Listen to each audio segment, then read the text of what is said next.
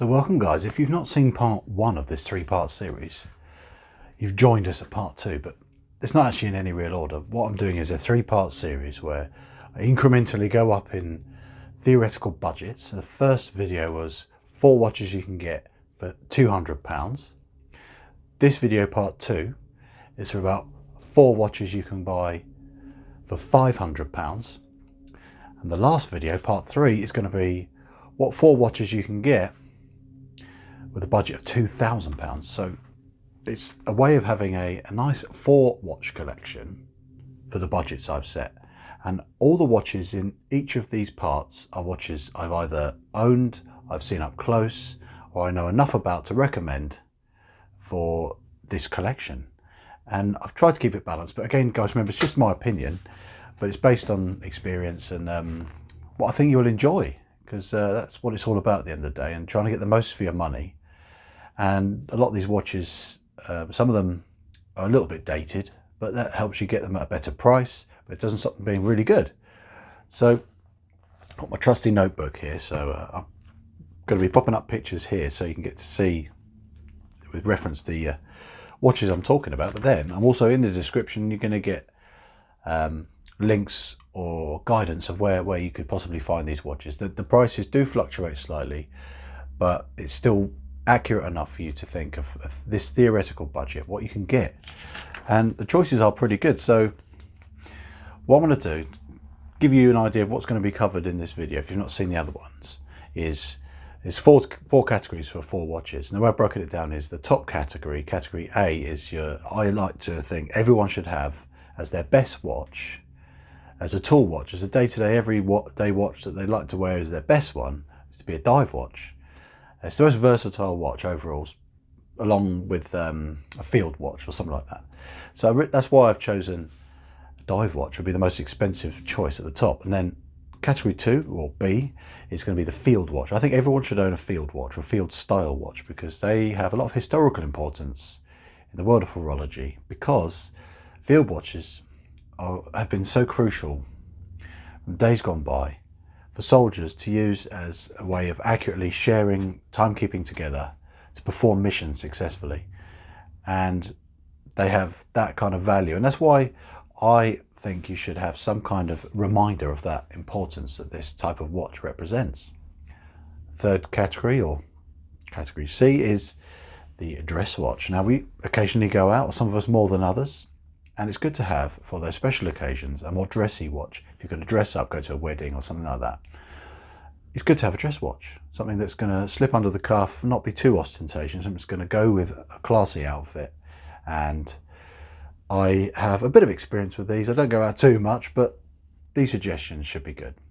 Last but not least will be the beater. A beater is effectively what you can beat about. Not worry about it getting damaged. It's going to take the abuse you're going to give it, and it's something you can wear when you're doing those tasks such as trimming your raspberry bushes, things like that. You're not going to worry about it getting messed up too much. You're not going to wear your dress watch, are you? You could wear your dive watch or something like that, but sometimes you just want to slap on something you're not going to worry about when you're painting the ceiling or washing the car or polishing your gooseberries. I don't know. That's the watch you wear for all those kind of things. So without further ado, let's begin. So we'll start with category A, the dive watch.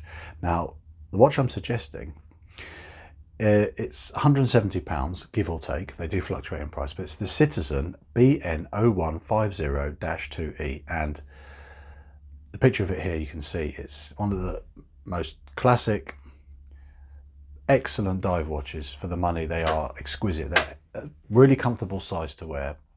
They're not a big, bulky thing as a dive watch goes. But the good thing about them is the spec. It's a genuine 200-meter dive watch. It has lovely fit and finish. It's got the incredible Citizen build quality and reliability. You never have to battery in it. It's not automatic. That's what helps with its weight, and it's so slim, is its eco drive movement. The aesthetics are spot on. It's got fantastic lume. All the tactile aspects are wonderful. The way the crown feels, the bezel action. It's a very enjoyable watch. And I know people may say, well, it doesn't have ceramic this and sapphire that, but it's a relatively dated watch. And when these watches initially came out, those kind of features were on a lot more expensive watches. So Citizen didn't have it priced at that category. It's a tool watch at the end of the day. Sapphire is normally more for watches you want to keep looking pristine forever, dress watches and classier things like that. We're quite sport now with sapphire. That's why I can forgive it that it doesn't have sapphire, because it effectively is a tool watch. And it does have hardened mineral glass, but it will scratch if you really abuse it. But that's what it's for. But if it's your best watch, you can save all those high abuse situations for your beta, which we will get to. So moving on now to the second category, another solar watch. I had a lot of difficulty choosing this watch for this category because there are a lot of choices, but I was thinking, so we can balance the budget out and make it work for your £500. I still wanted a decent brand, so I've gone for Seiko. This is the SNE331. I think this not only has the aesthetic as a field watch, but it has all the right features. It's got solar power, so once it's fully charged up, it's going to last in pitch blackness for months on end. You won't have to worry about sunlight. So effectively, it's just like Eco Drive. You're not going to have to worry about it running out of battery or a complicated automatic movement letting you down, anything like that. And it's got a nice matte finish all over it. So what that effectively means, it's got the right toolish aesthetic for a field watch. And this is about £100. So it's excellent value for money from a brand like Seiko. And I think it looks really cool. It looks like a military watch, you know, the big chunky numerals 12, 3, 6 and 9, and it's matte finish and it's black dial, and the strap, it looks like something you're going to wear out in action. So I recommend that because it's going to fit nicely in the budget and it's got all the right specs for what you would want from a field watch at this price point. So moving on now to the dress watch. This is one of my most favourite designs of watch, full stop. I think it's gorgeous, but I don't get to wear it enough. That's why I flipped mine a while ago, but I still recommend it because it is gorgeous. It's the Orient Bambino version 2. Now aesthetically, in my opinion, it's gorgeous. It's got that classic design. It's got domed mineral crystal. It's got a gorgeous cream dial on the one I chose with blued hands. Very clear to read. It looks like a vintage watch, but it's very slim. Yes, it's got unusual lug width of 21mm, so strap changes can be a bit awkward, but you can get that size, and you can squeeze a 22mm on there. And the reason why I'm saying this is because the standard leather strap is awful, so change that. But this is about £145, so it's an excellent value for an in-house Orient movement. They do run a bit fast. I've found these movements in a few Orients I've had run quite fast, but you can regulate it. But it's about plus 17 a day I've had, and that's acceptable. It's still within tolerances, but if it bothers you, it is just a dress watch effectively. But it's nice to have an automatic one. It's slim and elegant and it looks attractive, and it's going to go with many different outfits, and you can change the straps out for whatever occasion you're going to wear it at. So that's why I recommend that watch. It's amazing value for money for a Japanese watch with an in-house movement with these looks. It's a no-brainer. Now we're going to move on to the last category, which is the beta. So we've got a bit of a budget left, so I thought let's upgrade the beta a little bit because it's a classic and everyone should have a Casio.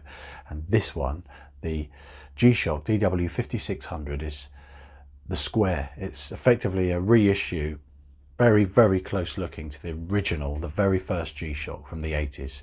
And I'm thinking, if you're going to go with G-Shock, if you're a bit nostalgic like I am, why not get the one that's paying as close a tribute to the original as possible? There are many versions of the square you can get. You can get them with inverted displays, you can get them with solar power, you can get them with lots of different colorways, Bluetooth even I think you can get them with. But I thought, let's just keep it simple, guys. This is a beta, this is a traditional Casio. Let's have the basic one with a really good, like 5 to 10 year battery life.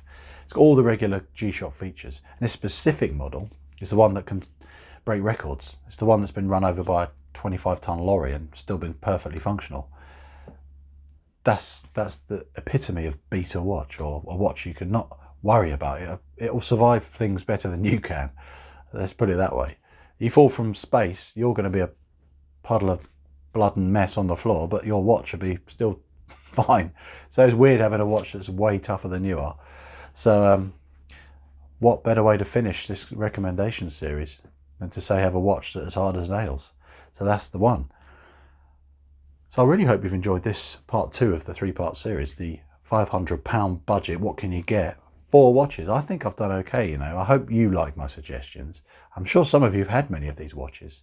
I'd love to hear your stories about how you've got on with them. So this is a recap. We had the Citizen, has really, really good dive watch, one of the best dive watches for the money. And you get the black one, it's a strap monster, you can enjoy it. You could even have this watch as a one watch collection, it's that good.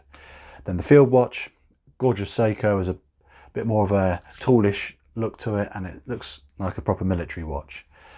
Then we got the dress watch, have an automatic, an in-house Japanese movement, the Orient Bambino, beautiful thing. Lastly, the infamous cult classic Casio G-Shock, the square model. So all the ways you can find these watches are in my description. I really hope you've enjoyed this video today, and if you have, look forward to the next one. And if you have enjoyed it and you haven't seen any of my other stuff, subscribe, check out all my playlists. I've done so many videos now. I hope I can help you out and entertain you and inform you. In the meantime, it's been a real pleasure. I'll see you in the next one. Bye for now.